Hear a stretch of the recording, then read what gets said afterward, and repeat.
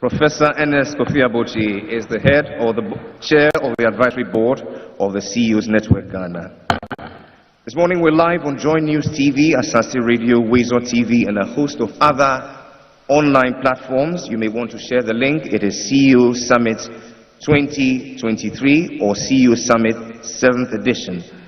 We want to proceed with the program by acknowledging our first speaker who will run us through a CEO masterclass. Your Excellency, what we've been doing for the past 7 years is preparing future-ready CEOs, and it's instructive that our first masterclass speaks to the future is now, leading for tomorrow. Our first speaker is based in India, yet he's widely traveled, a wildlife and adventure sport enthusiast, coach and training and development consultant. Ayaz has over 35 years experience in academia and industry, and he's the co-author of a new approach to motivation, 4-Drive Model, published by Taylor and Francis in the International Journal for Human Behavior in Social Environment. He is an associate professor at United World School of Business, Calcutta, and a visiting faculty at the University of Professional Studies, Accra. Among other leading institutions in Africa and India, he has been a guest lecturer at the University of the West of England, Bristol, UK, and he's a certified Charlie and DISC assessor with wide-ranging experience as an assessor. He has been involved in training and development and change management process at Standard Chartered Bank in Zambia, Ghana, Botswana, Nigeria, and Sierra Leone. Ayaz coaches senior professionals and individuals for greater effectiveness in business and personal life. He has held many senior positions in corporate life. Ladies and gentlemen, it's my pleasure to invite to speak to us on The Future is Now, Leading for Tomorrow, Professor Ayaz A. Shafi.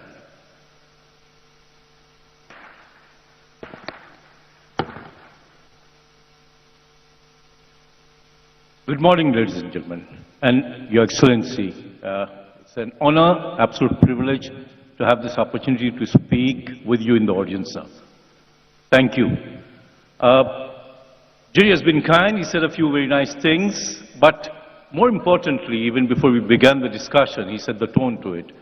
And he said some actionable agenda. I'll try and make it such that we go back with something that we can act upon. Very quickly, one small part I would like to highlight. I am from India, lived all my life there, still live there, but I've spent quite a bit of time in the last decade or so in Ghana. So there is this association, right? You look at the screen there. What you see is VUCA. VUCA is an acronym for Volatile, Uncertain, Complex, and Ambiguous. That's the world we operate in, actually. So when we thought that here's this opportunity to speak to an august audience like you, I thought nothing better than this could be the topic. We are currently in an environment which is absolutely uncertain. You don't know what's going to hit you tomorrow. Till about a year ago, a student wouldn't have thought that it would be possible to submit a thesis in no time practically through ChatGPT, actually, right? It takes about 3 minutes. You want a thesis, you get it there. And plagiarism may not be an issue, the way it is designed. Things are changing drastically. And I liken it to what it was. Sorry. Is it working there?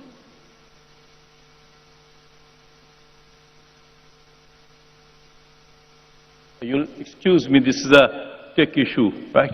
And the current business environment, the current world, the way it is more like what Charles Dickens defined it.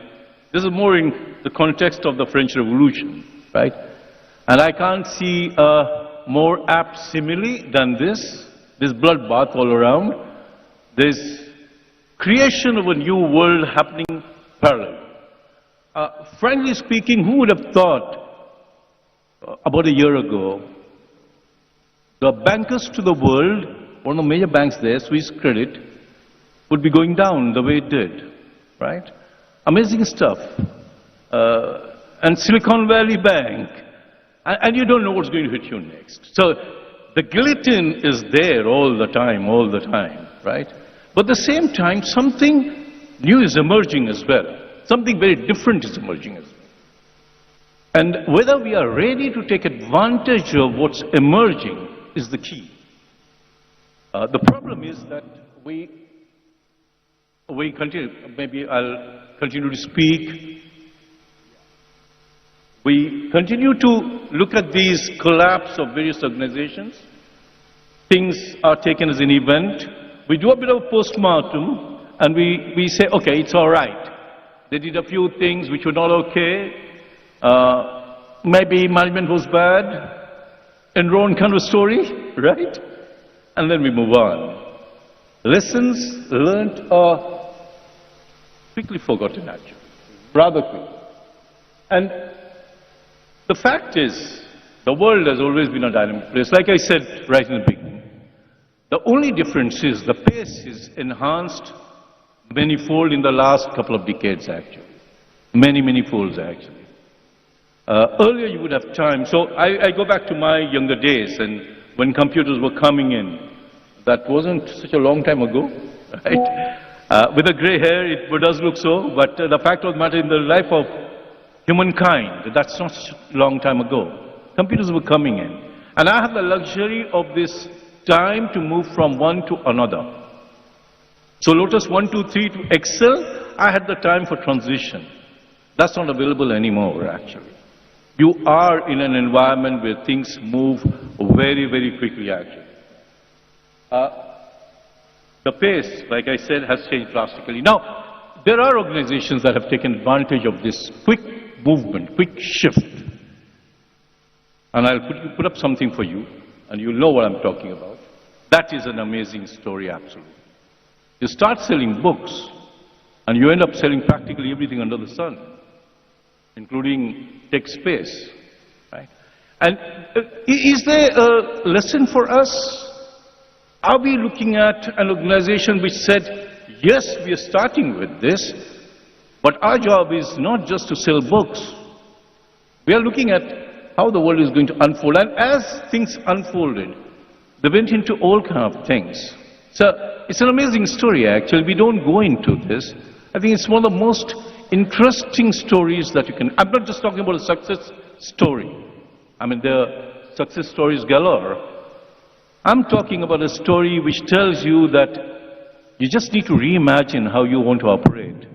Just to think about what is it that you could be doing next, right? It's look, our approach has been that steady, fixed approach. You have a 10 years plan. That plan has a perspective. The plan was built in a particular context. Problem is, 10 years has become too long a time, actually. Far too long a time. So the plan that you make in this context will not work 10 years down the line, and that's probably what hit the next one. We know the Sally story too, right? Right. We know this too. And if you think about it, they were in the denial mode. If you go back to the Nokia story, you will realize they were in the denial mode. They kept saying, no, this is not how it's going to go. Android is the way. Apple is not going to get anywhere anyway. Why bother? I remember that famous interview where the CEO, the last CEO, before the collapse, took out an iPhone and threw it. Said, not worth anything, right? They were in the denial mode. It shows, right? So what's happening? What is happening? We need to relook the way we have been operating or the way we are operating right now. The way we see ourselves. The whole structure has to change, right? How we operate, how we run our business, how we imagine leadership, all that has to undergo some kind of change. Organizations have to become more fluid, open, more adaptable. That's the key. And you can't have the old-fashioned approach of a pyramid, people sitting at the top telling you what to do and what not to do. It can't operate like that anymore. You are in a different space altogether. So if you continue to operate like that, that rigidity being in place and that flexibility, adaptability, not allowing you to move quickly enough to take advantage of what is emerging and to discard what is dying out, you're going to die out as an organization. And that's the key. That is the key. Leadership itself has to be reworked. How do you operate as a leader? Right? Now, so when you look at leaders, I am the CEO. I operate this business.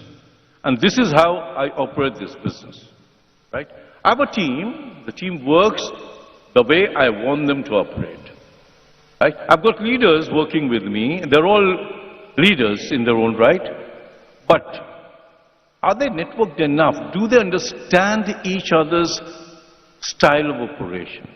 Is there co-ownership of responsibility for ensuring success of the organization? I mean, I could be heading the finance function, I could be heading marketing.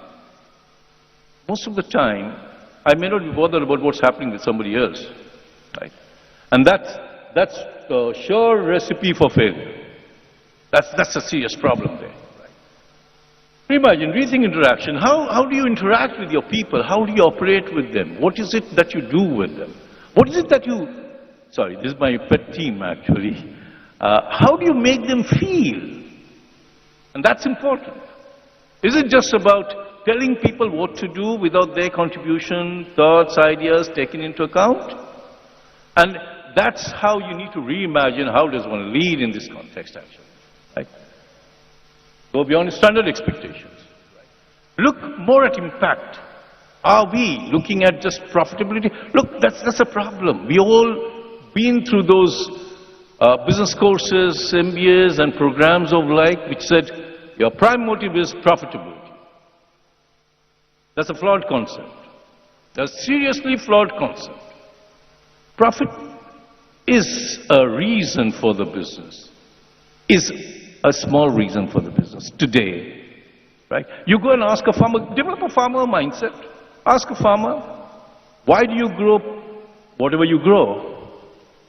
Profit? I don't know, honestly I don't know. Maybe today these commercial farmers could tell you, yeah, of course, but 50 years ago, 100 years ago, this is more to make a difference. What is it that I'm growing? Is it of the best quality? Does it help the society in a bigger way? And that was the key. We did better. I'm not saying this, we need to just discard all this, but we need to go beyond this profitability mindset. That's crucial because that's where investors would want to look at. The bottom line matters, but that bottom line cannot be the only line actually, right? Where are you making a difference? Where is the impact coming from? So move from profit to impact. Command to collaboration, competition to co-creation. Now, within the organization there are competition. This part is particularly important. All of us keep looking at how do I grow to the next level, and there's a sense of competition within, right? The other is I'm commanding people down the line. I need to start looking at collaborating rather than just commanding. I'll come back to beyond expectation to wholeness. But look at control to evaluation. We are looking at controlling most of the time. My recommendation, start evaluating jointly. The last word is important. Start evaluating jointly. In the sense that get a sense of how the person or the team concerned went about things. How is the market responding? Get an understanding of the collective effort that has gone into whatever is being done, or someone is trying to achieve, or the team is trying to achieve, right? But the last part is, beyond expectation to wholeness, how do we show up at workplaces? We show up to deal with some expectations that the stakeholders may have, the bosses may have, right? I'm not myself when I'm at the workplace. I would want to believe I'm a professional, therefore I need to wear a different hat. Bad idea. The best me doesn't emerge in that situation actually. I need to start looking myself as a complete entity, as a human being. How am I contributing? What am I delivering? Am I just here to produce the results that are desired? Profit to be made, that's about it? Or is there something more that I want to do? If you and your team can accept this and start following this, I can promise you there'll be much more cheer in the workplace. Results would be far, far superior compared to whatever you can achieve basis command control approach. Right? Bring that wholeness into the workplace. You'll feel the difference. You'll know the difference actually. Right? So therefore, what is the way forward? Initiative. Get your people in. Now, there's a challenge here. And we always look at how much are we going to spend on this one, you know. Take your people out. Put them through a process. Take your top leadership team out. I do these workshops, I do leadership coaching, and I typically recommend to whoever is willing to listen that we must take the entire team out on an offsite, spend 3 days, get them together, get them out of the workplace. And often enough I hear people in India, in Ghana, in other parts of the world say, but the budget is a little tight. And that's a serious problem. What are you looking at actually? This tight budget will continue to be a problem because you are considering this quarter's bottom line. You're looking at that expense and saying, that eat into my profitability, therefore I'm not going to spend. Look at the future. Look at what's going to emerge later on. Right? I think that's an investment that's worth making. And I believe if you do that, your long-term advantage will far outweigh whatever you're considering to be a cost, whether man-hour cost, whether monetary cost, or whatever else. The businesses cannot operate like normal. And you're not going to say that for the next 5 years, this is exactly what we are going to do. 5-year plans are out. Whether we like it or not. We may want to refute that one, say, no, we need to long-term. Of course, look at long-term. But look at long-term more in, not so much in terms of products and services and profitability, but more in terms of the impact that you can make, because you don't know the world you will have in 5 years' time. You have no idea. Nobody has it. Right? So put them through those spaces. Let them come up with ideas. Let them challenge themselves. Let them question the sensibility of whatever you've been operating with. And this is very strongly recommended. Let the team come back and say, this, whatever we've been doing has been giving us results, may give us results next year as well, but maybe in the long run, we'll go the Nokia way. Possible. Or even research in motion way. Does anybody remember BlackBerry? Or was it Blueberry? Right? And that's where it is. So I would want to just close with this small thing. Jerry is right here, breathing down my neck. Thank you. All right? Just want to close with this one. We just want to remember, in what we perceive to be threat, there lies the opportunity. We just should be willing to move with the times. Thank you very much, ladies and gentlemen.